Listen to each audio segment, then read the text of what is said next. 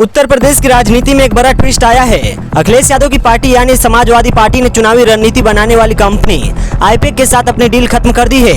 ये वही आईपेक है जो अलग अलग राज्यों में पार्टियों के लिए चुनावी मैनेजमेंट करती है। इंडियन एक्सप्रेस की रिपोर्ट के मुताबिक कुछ महीने पहले यह समझौता हुआ था।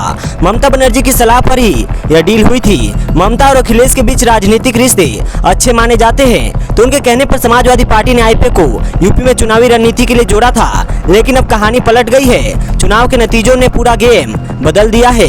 पश्चिम बंगाल और तमिलनाडु दोनों जगह आईपेक काम कर रही थी। बंगाल में ममता की पार्टी टीएमसी और तमिलनाडु में डीएमके के लिए, लेकिन नतीजे जो है वो उम्मीद के मुताबिक नहीं आए। इसके बाद दोनों राज्यों में आपको पता ही है कि पार्टियों को हार का सामना करना पड़ा। साथ ही दोनों राज्यों के मुख्यमंत्री भी अपनी सीट गंवा बैठे, यानी जिस सीट से वह चुनाव लड़ रहे थे वह चुनाव भी हार गए। इससे आईपेक की रणनीति पर सवाल खड़े हो गए। इसके बाद अखिलेश यादव ने डील खत्म कर दी। हालांकि समाजवादी पार्टी की ओर से इस मामले पर अभी तक कोई आधिकारिक पुष्टि नहीं की गई है। अब एक और एंगल समझिए, आईपेक पहले से ही विवादों में थी।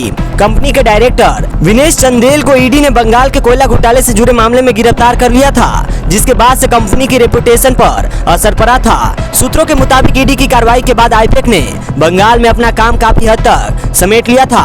ऑफिस बंद होने लगे थे, स्टाफ कम कर दिया गया था और गैर जरूरी चुनावी काम रोक दिए गए थे। इससे टीएमसी और आईपेक के रिश्ते भी खराब होने लगे थे।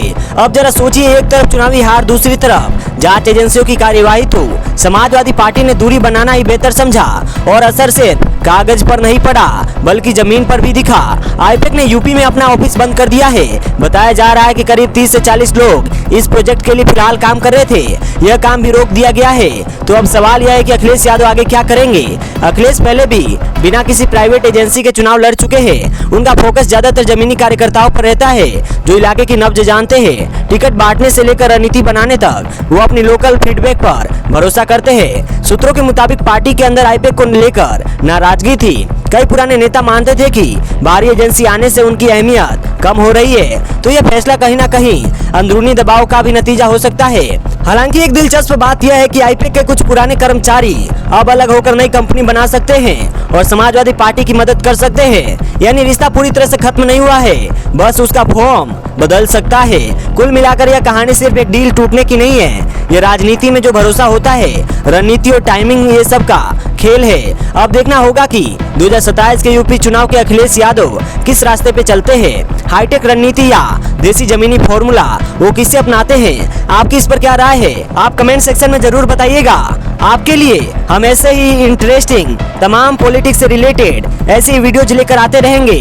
देखते रहिए डिजिटली टॉक्स इंडिया। मेरा नाम है वीके सिंह। जय हिंद, जय भारत। मिलते हैं नेक्स्ट वीडियो में।